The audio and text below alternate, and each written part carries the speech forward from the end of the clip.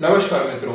भारत के सबसे बड़े शत्रु का यदि नाम आपसे पूछ लिया जाए तो कुछ लोग पाकिस्तान का नाम लेंगे तो वहीं कुछ लोग चीन का। लेकिन वास्तविकता तो ये है कि चीन और पाकिस्तान से भी बड़ा एक शत्रु है हमारा, जो कहीं बाहर नहीं है बल्कि घर के अंदर है, जिसे नक्सलवाद के नाम से जानते हो आप। पाकिस्तान से हुए 4 युद्धों में हमने जितने सैनिक नहीं खोए उससे कहीं अधिक इन नक्सलियों द्वारा मार दिए गए हैं।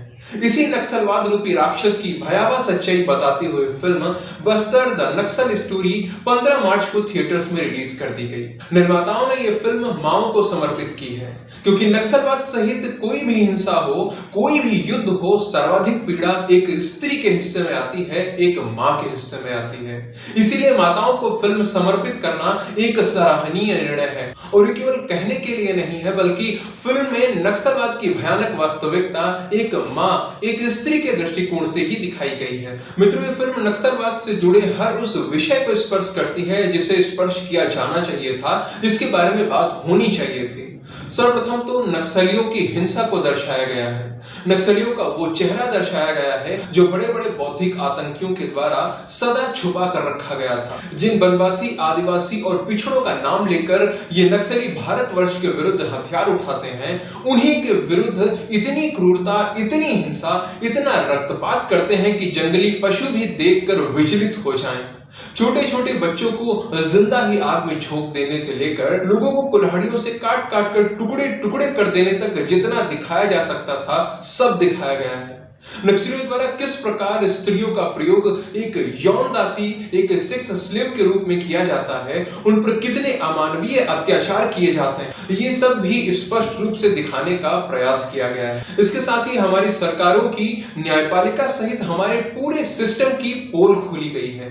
किस प्रकार से ये सब नक्सलियों का दमन करने के स्थान पर उन्हें फलने फूलने का अवसर प्रदान करते हैं, ये दिखाया गया है। मित्रों, हमारे जितने भी सैनिक नक्सलियों से लड़ते हुए वीर गति को प्राप्त हुए हैं, उन्हें केवल नक्सलियों ने नहीं मारा है, बल्कि सरकारों की गलत नीतियां, उनकी नपुंसकता भी इसके लिए उत्तरदायी है। और ये फिल्म देखते हुए इस विषय को, इस बात को आप आराम से समझ पाओगे। आतंकियों की फांसी रुकवाने के लिए रात के 12 बजे भी अपने द्वार खोल देने वाली न्यायपालिका किस प्रकार नक्सलियों के लिए भी एक बचाव का साधन बन गई है, ये भी दिखाया गया है।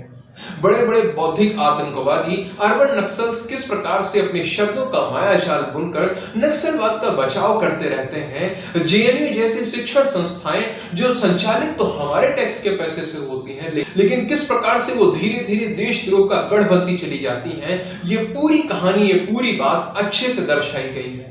इसके बाद आती है हमारे सैनिकों की व्यथा, उनकी पीड़ा।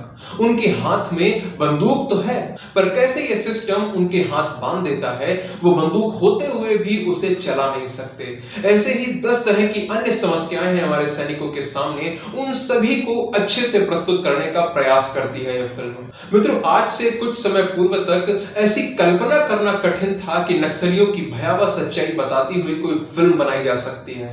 जब पूरा तंत्र एक स्वर में नक्सलियों का महिमा मंडन करने में लगा हुआ हो, तो कहां से नक्सलियों की सच्चाई दिखा पाना संभव हो पाता। लेकिन जनता की जागरूकता और एकता ने स्थितियों को परिवर्तित कर दिया है।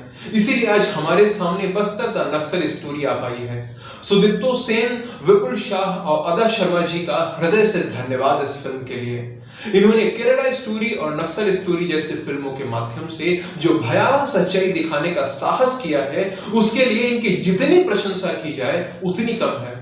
मित्रों, मैं इस फिल्म को 10 में से 9 सितारे देना चाहूंगा। इसके साथ ही आप सभी से आग्रह करूंगा कि कुछ देखिए या ना देखिए, पर यह फिल्म अवश्य देखिएगा। निर्माताओं का समर्थन करना आप सभी का हमारा नैतिक कर्तव्य है, नैतिक उत्तरदायित्व है। बाकी यदि आपने फिल्म देख ली है तो आपके क्या विचार है फिल्म पर, वो आप मुझे बता सकते हैं। वीडियो को अंत तक देखने के लिए आप सभी का बहुत बहुत धन्यवाद। जय सिया राम, जय मां भारती।